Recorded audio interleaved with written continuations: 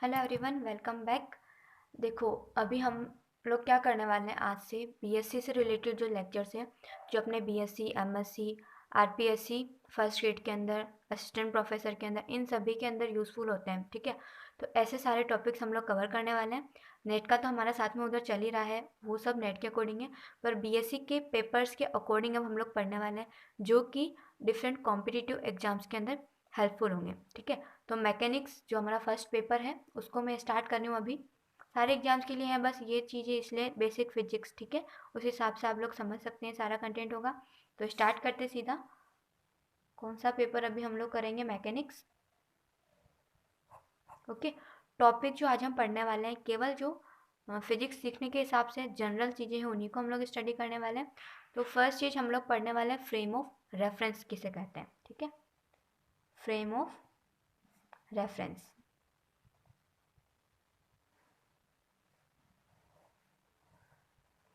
ठीक है, तो देखो, अगर कोई पार्टिकल है, ठीक है, उसकी पोजीशन जो है वो टाइम के साथ चेंज नहीं होती है। ठीक है, यानी कि ऑब्जर्वर जो है वो हमेशा उसको एक ही पोजीशन पे देख रहा होता है, तो हम लोग बोलेंगे कि वो पार्टिकल कैसा है? रेस्ट पे है। ठीक है, और अगर कोई पार्टिकल है, उसकी पोजीशन टाइम के रेस्पेक्ट में चेंज हो रही है, इसका मतलब कि ऑब्जर्वर जो है उसको अलग अलग टाइम पर अलग अलग पोजीशन में देखता है, तो हम लोग बोलेंगे कि पार्टिकल कैसा है? मोशन में है। ये चीज़ समझ में आई? ऑब्वियसली कि अगर पार्टिकल को हम लोग अलग अलग टाइम पे सेम पोजीशन पे देख रहे हैं तो वो रेस्ट पे है, और अलग अलग टाइम पर हम उसको अलग अलग पोजीशन पे देख रहे हैं, इसका मतलब कि वो मूव कर रहा है, वो मोशन के अंदर है। ठीक है, तो कोई भी पार्टिकल है, उस पार्टिकल की स्टेट हम लोग बोल सकते हैं, दो स्टेट्स हो सकती है, दो टाइप्स की। ठीक है, या तो पार्टिकल रेस्ट पे होगा, या फिर पार्टिकल जो है वो मोशन में होगा।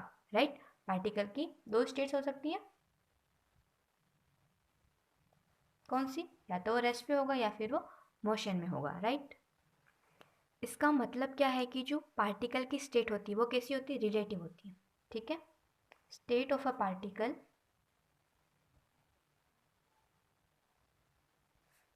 Is relative.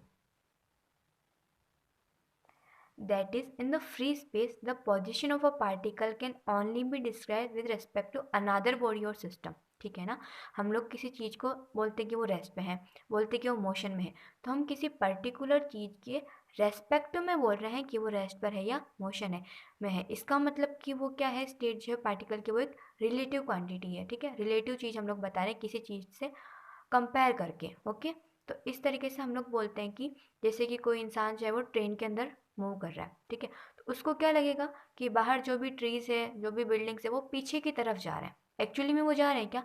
नहीं जा रहे हैं। ठीक है, ये कोई ट्रेन जा रही है। अब ट्रेन तो यार मैंने कभी बनाई नहीं है। ठीक है, बस टाइप जो भी है, ट्रेन जा रही है आगे। ठीक है, तो यहाँ पर जो भी ट्रीज वगैरह है, यहाँ पर जो भी बिल्डिंग्स है, इसमें अगर कोई ऑब्जर्वर है, उसको क्या लगेगा कि ये पीछे की तरफ जा रही है। एक्चुअली में तो ट्रेन आगे जा रही है, पर इसके रेस्पेक्ट में अगर हम इसको देखते हैं तो हम देखेंगे कि ये पीछे की तरफ मूव कर रहा है। ओके, इसी तरीके से हम मान लो कि यहाँ पर स्टेशन है। ठीक है, स्टेशन है, स्टेशन के इधर कोई आदमी सिर्फ खड़ा हुआ है, उसके लिए ये पेड़ मूव कर रहे हैं क्या? उसके लिए नहीं मूव कर रहे हैं, यानी इसके रेस्पेक्ट में ये पेड़ जो है वो स्टेशनरी है, रेस्ट पे है। ओके, तो कोई भी पार्टिकल है, कोई भी चीज़ है, वो रेस्ट में है या मोशन में है, ये हम क्या करते हैं कि जो ऑब्जर्वर है उसके रेस्पेक्ट में डिफाइन करते हैं। ठीक है, इसके रेस्पेक्ट में हमने देखा कि ये चीज़ें क्या है? रेस्ट पर है। इसके रेस्पेक्ट में ये चीज़ें क्या है?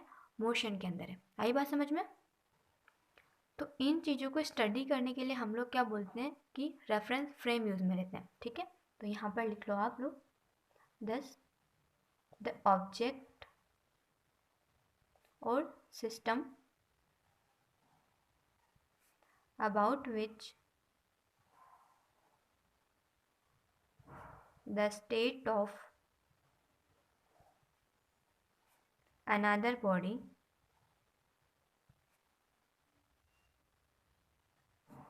is described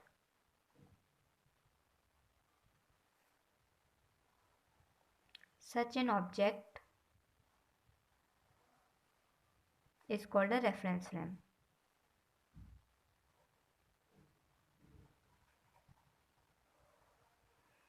जैसे कि यहाँ पर हम लोग क्या कर रहे थे, इसकी जो पोजीशन है, इसकी जो स्टेट है, वो हम किसके रेस्पेक्ट में देख रहे थे, ये इसके अकॉर्डिंग देख रहे थे ना, तो ये रेफरेंस फ्रेम होगी।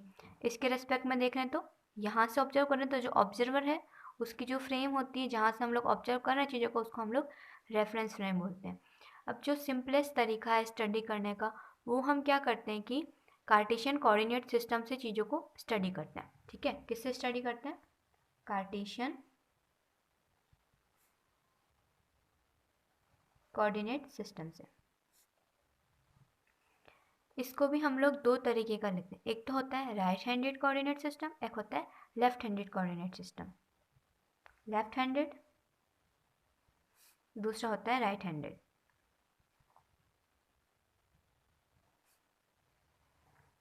कैसे पता पड़ेगा आपको कौन सा लेफ्ट हैंडेड है और कौन सा राइट हैंडेड है? यहाँ पर देखो, नॉर्मली हम लोग क्या करते हैं, राइट हैंडेड यूज़ में लेते हैं। ठीक है, लेफ्ट हैंडेड हम लोग नॉर्मली यूज़ में नहीं लेते हैं। इसके यहाँ पर लिख दो राइट, मतलब कि जनरली इसको हम लोग यूज़ करते हैं। ये एक्स एक्सिस है, ये है वाई एक्सिस, ये है जेड एक्सिस। अब यहाँ पर क्या है, हम कैसे चेक करेंगे कि ये राइट हैंडेड है या फिर कोई सिस्टम लेफ्ट हैंडेड है? तो हमको क्रॉस प्रोडक्ट पड़ता है, आई कैप को क्रॉस जे कैप करोगे क्या मिलेगा आपको, के कैप मिलेगा। यहाँ पर ट्राई करो अपने राइट हैंड से, राइट हैंड रूल लगाना आता है, जो फर्स्ट वेक्टर है उसके डायरेक्शन में हमको अपना हाथ रखना होता है। ठीक है, तो 2 मिनट इसको थोड़ा ऊपर कर देती हूँ मैं। आई क्रॉस जे, फर्स्ट की डायरेक्शन में हाथ रखना है, तो ये हाथ जो है मेरा फर्स्ट की डायरेक्शन में हो गया।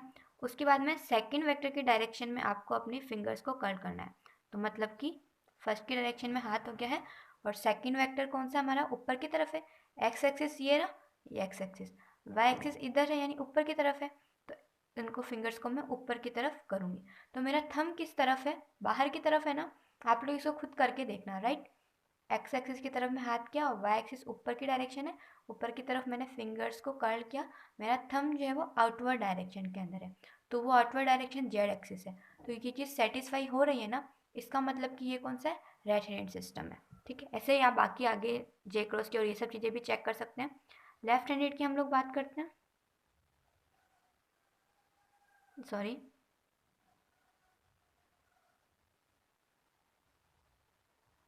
ये कुछ नहीं है ना,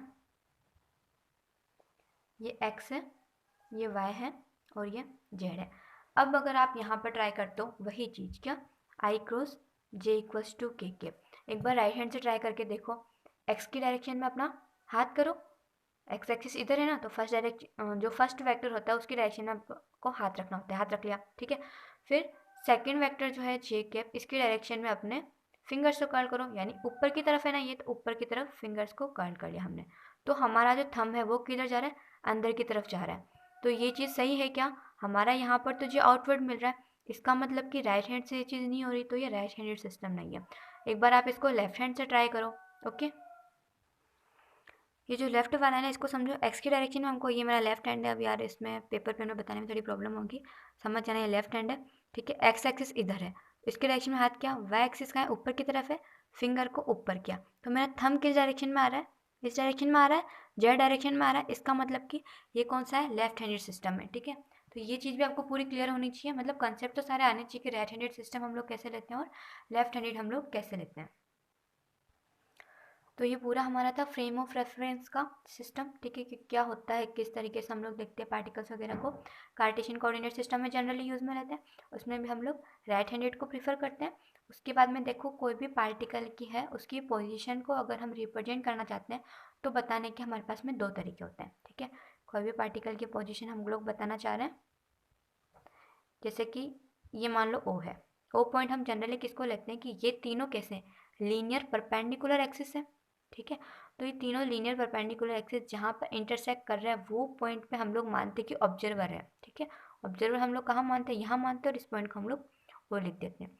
अब मान लो कोई पार्टिकल पी यहाँ पर है, तो एक तरीका से क्या होगा कि पोजिशन वेक्टर खींच दो ओ से लेकर पी तक, ये यहाँ मान लो। ठीक है, ओपी वेक्टर, इसको हम लोग आर वेक्टर से डिनोट कर लेते हैं। एक तो क्या हो गया पोजीशन बताने का तरीका, पहला तो है भाई पोजीशन वेक्टर, यानी कि ओपी वेक्टर हो गया, इसको आर वेक्टर लिख दो। दूसरा तरीका क्या है कि अगर हम लोग इसको कोऑर्डिनेट के द्वारा रिप्रेजेंट करना चाह रहे हैं, तो ये जो पार्टिकल है इसके कोऑर्डिनेट्स क्या होंगे, ठीक है, एक्स वाई जेड, ठीक है। तो इसको कोऑर्डिनेट से रिप्रेजेंट करने का होता है, एक्स वाई जेड से रिप्रेजेंट कर सकते हैं। यहाँ पर हम लोग देखते हैं कि आर वेक्टर और एक्स वाई जेड, इनके बीच में अब हम लोग ज़्यादा डिटेल में नहीं जाएंगे, ठीक है, कि इनके बीच में रिलेशन कैसे क्या निकला वो आप लोग स्टडी कर चुके हो नॉर्मली। आर वेक्टर क्या हो जाएगा, एक्स आई के प्लस वाई जे के प्लस जेड के, ओके। मैग्नीट्यूड अगर आपको यहाँ पे चाहिए है तो आर वेक्टर का मैग्नीट्यूड कितना निकल के आएगा, under root of x square plus y square plus z square. इस तरीके से इस पोजीशन वेक्टर का हम लोग मैग्नीट्यूड निकाल के बता सकते हैं, ओके। आर वेक्टर का मैग्नीट्यूड या फिर ओपी वेक्टर का मैग्नीट्यूड जो है वो इस तरीके से दिया जाएगा, जहाँ पर एक्स वाई जेड क्या है, वो जो पार्टिकल है पॉइंट पी के ऊपर उसके पोजीशन कोऑर्डिनेट्स है, ओके। इसको हम लोग जो कैलकुलेशन करते हैं उसके अंदर पूरा बनाते हैं, कोऑर्डिनेट सिस्टम बनाते हैं, परपेंडिकुलर वगैरह देखते हैं। जैसे कि एक्स कोऑर्डिनेट है वो क्या होगा, लेंथ ऑफ नॉर्मल जो हम पॉइंट पी से ड्रॉ करते हैं वाई जेड प्लेन पे। वाई जेड प्लेन मतलब ये जो प्लेन बनेगा ना हमारा, इस प्लेन के ऊपर जब हम यहाँ से नॉर्मल ड्रॉ करेंगे तो वो जो लेंथ होगी उस नॉर्मल की उसको हम लोग एक्स कोऑर्डिनेट बोलेंगे, ठीक है। ऐसे अगर हमको वाई कोऑर्डिनेट चाहिए है तो ये एक्स जेड प्लेन है, इस प्लेन के ऊपर सही बना लेना आप लोग, यहाँ से पी पॉइंट से हम लोग नॉर्मल ड्रॉ करेंगे, उस नॉर्मल ड्रॉ करेंगे उसकी जो लेंथ होगी वो वाई कोऑर्डिनेट हो जाएगा। इस तरीके से जेड कोऑर्डिनेट चाहिए है तो ये एक्स वाई प्लेन है, इसके ऊपर हमको पॉइंट पी से नॉर्मल ड्रॉ करना है तो हमको इसका जेड कोऑर्डिनेट मिल जाएगा। इस तरीके से कोऑर्डिनेट मिलते हैं, फिर हम लोग यहाँ पर ट्राइंगल ऑफ एडिशन वगैरह लगाते हैं, उससे हम लोग निकालते हैं कि आर वेक्टर क्या निकल के आता है, एक्स आई के प्लस वाई जे के प्लस जेड के, ठीक है। तो ये पूरा हमारा फ्रेम ऑफ रेफरेंस का था, उसके अंदर कोई पार्टिकल की पोजीशन को हम लोग किस किस तरीके से रिप्रेजेंट कर सकते हैं वो सारी चीज़ थी, ठीक है। नेक्स्ट क्लास के अंदर हम लोग देखेंगे इनर्शियल और नॉन इनर्शियल फ्रेम्स जो होती है वो क्या होती है। अभी हम लोग सिर्फ छोटे छोटे जो भी टॉपिक्स है बेसिक चीज़ें वो क्लियर करते हुए चलेंगे, ओके। तो बाय।